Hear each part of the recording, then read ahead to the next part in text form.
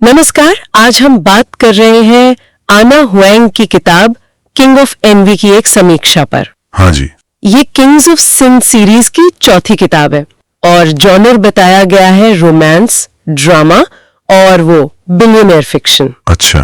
तो आज हमारे पास ये समीक्षा है और हम कोशिश करेंगे इसे मतलब गहराई से देखने की, समझने की कि किताब क्या है, क्या खास है इसमें और समीक्षा क्या कहती है। बिल्कुल, ये समीक्षा एक तरह से हमें गाइड करेगी किंग ऑफ एनवी की दुनिया में। मतलब सिर्फ कहानी या किरदार ही नहीं बल्कि उनके अंदर की बातें, कहानी के उतार चढ़ाव, लेखक का स्टाइल, वो सब समीक्षा के नजरिए से पता चलेगा। हाँ। और टाइटल ही देखिए, ईर्ष्या का राजा, तो जाहिर है ये भावना मतलब एनवी कहानी के बिल्कुल केंद्र में होगी। सही कहा। देखना होगा समीक्षा इस पर क्या कहती है। तो चलिए शुरू करते हैं। समीक्षा बताती है कि कहानी में दो मुख्य किरदार हैं, एक नैश वेगा और दूसरी सोफिया बार्न्स। ओके। नैश के बारे में लिखा है कि वो बहुत ठंडे मिजाज के, सख्त और एकदम अनुशासित व्यक्ति हैं। अच्छा, मतलब कंट्रोल्ड। हाँ बिल्कुल। उनका जीवन जैसे काम और नियमों के चारों तरफ ही घूमता है। ऐसा लगता है जैसे भावनाओं के लिए तो कोई जगह ही नहीं है। और दूसरी तरफ सोफिया बार्न्स, समीक्षा कहती है वो बिल्कुल इसके उलट है। अच्छा, कैसे? महत्वाकांक्षी हैं, खूबसूरत हैं और सबसे जरूरी आजाद ख्याल। मतलब वो अपनी पहचान खुद बनाना चाहती हैं, किसी के साए में नहीं रहना। तो ये जो कंट्रास्ट है दोनों किरदारों में, एक तरफ पूरा नियंत्रण, अनुशासन और दूसरी तरफ आजादी, महत्वाकांक्षा। हाँ, यहीं से वो ड्रामा शुरू होता होगा। बिल्कुल। समीक्षा भी इसी टकराव की तरफ इशारा कर रही है। अच्छा। वो कहती है कि नैश और सोफिया की मुलाकात कुछ ऐसे हालातों में होती है जहां ईर्ष्या और भावनाओं का टकराव उनके रिश्ते की परख करते हैं। तो ये ईर्ष्या, ये मतलब सिर्फ बैकग्राउंड नहीं आई, ये कहानी को आगे बढ़ा रही है। हाँ, ऐसा ही लगता है। पर ये ईर्ष्या आती कहां से है? मतलब नैश की सोफिया के लिए या सोफिया की या कुछ और? समीक्षा शायद इस पर और बताएगी। समीक्षा इस बात पे जोर देती है कि किताब ये दिखाती है कि कैसे ईर्ष्या और असुरक्षा जैसी भावनाएं वो प्यार की परीक्षा लेती हैं। ये तो काफी दिलचस्प बात है। हाँ, क्योंकि आमतौर पे तो ईर्ष्या को एक नेगेटिव मतलब खराब करने वाली भावना मानते हैं। बिल्कुल। लेकिन यहाँ समीक्षा कह रही है कि कहानी इसे एक कसौटी की तरह देखती है कि क्या ये भावना रिश्ते को तोड़ेगी या फिर क्या पता उसे और मजबूत कर दे। ये तो मतलब सिर्फ एक रोमांटिक कहानी से ज्यादा लग रहा है, जैसे मानवीय भावनाओं की कोई पहेली सुलझाने जैसा। ये सोचना कि ईर्ष्या जैसी नेगेटिव भावना रिश्ते को गहरा भी कर सकती है, ये थोड़ा चौंकाने वाला है ना? है तो। अक्सर रोमांस कहानियों में बाहरी मुश्किलें होती हैं या गलतफहमियां, पर यहाँ तो किरदार की अपनी अंदरूनी भावना ईर्ष्या वही मेन प्रॉब्लम बन रही है, ऐसा लगता है। सही कहा। और शायद यही चीज इसे ज्यादा वास्तविक बनाती है, क्योंकि असल जिंदगी में भी तो हमारे अंदर के संघर्ष, हमारी अपनी असुरक्षाएं, वो बाहरी मुश्किलों से ज्यादा बड़ी चुनौती होती हैं कई बार। हाँ, ये बात तो है। समीक्षा के हिसाब से लगता है एना हुएंग ने इसी जटिल मनोवैज्ञानिक पहलू को पकड़ने की कोशिश की है। अच्छा, तो अब समीक्षा में जो अच्छी बातें बताई गई है उन पर आते हैं। एक बात यह है कि नैश का किरदार जो इतना ठंडा और सख्त बताया गया है, उसे गहरा और रोचक भी बताया गया है। समीक्षा का कहना है कि उसके इस सख्त बाहरी कवच के नीचे काफी कुछ है जो पाठकों को खींचता है। अच्छा, ये तो वो वाला ट्रूप हो गया, छुपे हुए नरम दिल वाला सख्त हीरो। आजकल ये काफी चलता है रोमांस में। हाँ, वही। बिल्कुल, ये एक क्लासिक आर्केटाइप है। पाठक ऐसे किरदारों की परतें खोलने में दिलचस्पी लेते हैं। हाँ। वो उम्मीद कि इस सख्त खोल के नीचे कोई संवेदनशील इंसान मिलेगा। हाँ। वो कहानी को एक इमोशनल गहराई देती है। हाँ, तो अगर समीक्षा कह रही है कि नैश रोचक है, तो इसका मतलब शायद लेखक ने सिर्फ एक स्टीरियोटाइप नहीं बनाया, बल्कि उसे कुछ मानवीय जटिलताएं दी हैं। और सोफिया और नैश के बीच का वो टकराव जिसमें ईर्ष्या का तड़का है, उसे भी समीक्षा ने एक मजबूत पहलू माना है। हाँ। एनिमीज टू लवर्स वाइब का जिक्र है, मतलब वो वाली कहानी जहाँ किरदार शुरू में एक दूसरे को पसंद नहीं करते। हाँ, शायद दुश्मन जैसा महसूस करते हैं, पर धीरे धीरे प्यार हो जाता है। ये वाला तनाव कहानी को आगे बढ़ाता है। बिल्कुल। और ये दुश्मनी से प्यार तक का सफर वाला फॉर्मूला पाठकों को वैसे भी काफी पसंद आता है, क्योंकि इसमें भावनाओं का पूरा स्पेक्ट्रम दिखता है। नफरत, गुस्सा, फिर आकर्षण, देखभाल और फिर प्यार। सही कहा। किरदारों के विकास के लिए भी अच्छा स्कोप रहता है। हाँ, तो समीक्षा का इसे पॉजिटिव बताना मतलब लेखक ने इसे असरदार तरीके से निभाया होगा। समीक्षा एक और चीज की तारीफ करती है, रोमांस और ड्रामा के बीच सही संतुलन। अच्छा, ये जरूरी है। हाँ, क्योंकि अक्सर या तो रोमांस इतना ज्यादा हो जाता है कि कहानी हल्की लगती है, या ड्रामा इतना कि रोमांस खो जाता है। बिल्कुल। यहाँ इस संतुलन को एक खूबी बताया गया है। मतलब कहानी में इमोशनल गहराई भी है और रिश्तों का ताना बाना भी मजबूत है, बिना ज्यादा मेलोड्रामा के। ये संतुलन बनाना वाकई मुश्किल होता है। अगर समीक्षा सही है तो मतलब कहानी पाठक को इमोशनली जोड़े रखती है, किरदारों के रिश्ते में इन्वेस्टेड महसूस कराती है, लेकिन साथ में कहानी में संघर्ष भी हैं जो उसे दिलचस्प बनाए रखते हैं। ये एक मैच्योर लेखन शैली का संकेत है।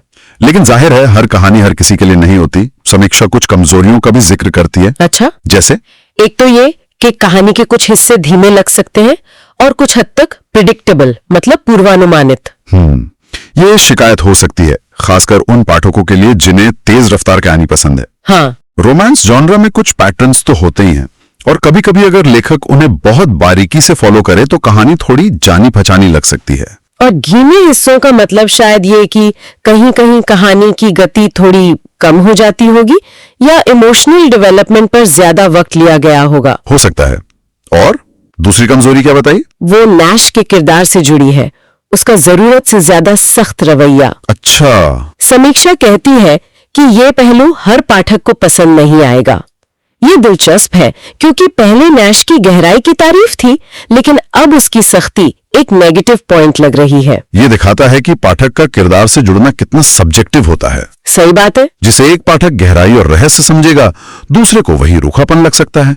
खासकर ये जो अल्फा मेल टाइप किरदार होते हैं। हाँ, उनके साथ ये होता है। लेखक को एक बहुत महीन रेखा पर चलना होता है।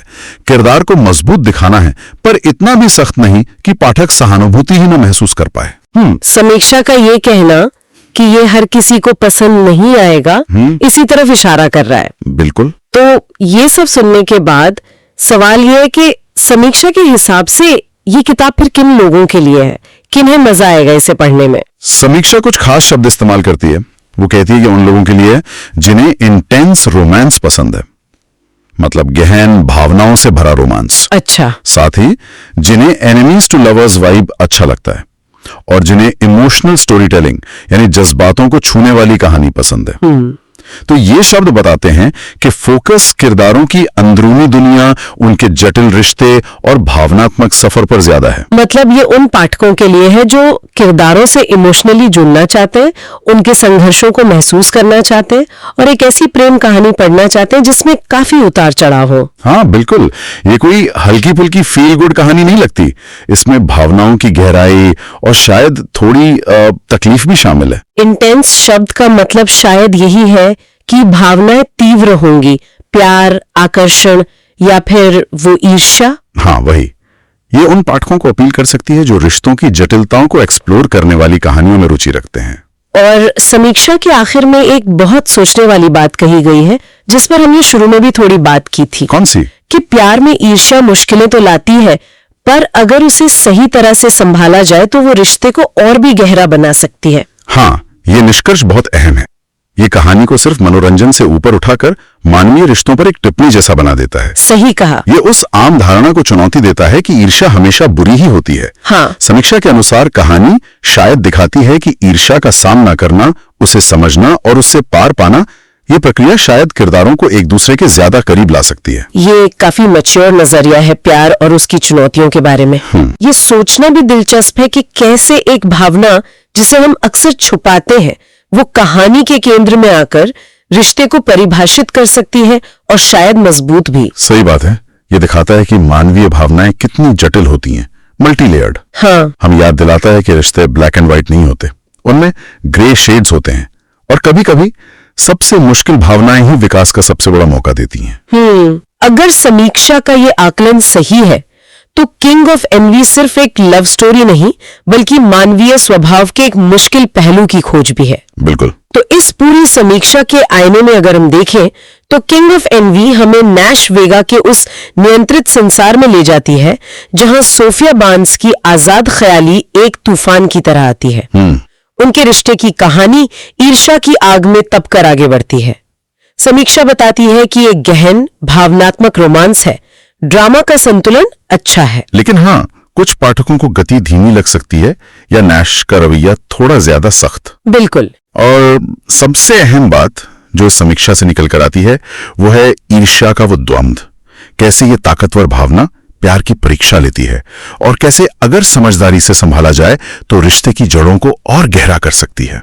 हाँ, दिलचस्प बात यह है कि यह समीक्षा नेगेटिव मानी जाने वाली भावनाओं को भी रिश्तों के ताने बाने में एक जटिल और यहां तक कि रचनात्मक भूमिका निभाने की संभावना देखती है। मतलब ये सिर्फ अंधेरे का प्रतीक नहीं। हाँ, बल्कि शायद रोशनी तक पहुंचने का एक घुमावदार रास्ता भी हो सकती है। तो इस सारी बातचीत के बाद एक सवाल मन में आता है जिस पर सोचा जा सकता है क्या? कि क्या काल्पनिक कहानियों में, जैसे शायद इस किताब में, ईर्ष्या जैसे जटिल और अक्सर नेगेटिव समझे जाने वाले मानवीय भावों का इस तरह का चित्रण, क्या ये हमें अपने असल जीवन के रिश्तों को, उनकी जटिलताओं को बेहतर ढंग से समझने में कोई मदद कर सकता है? अच्छा सवाल है। क्या फिक्शन हमें भावनाओं की उन गहराइयों तक ले जा सकता है जिनसे हम असल जिंदगी में शायद कतराते हैं?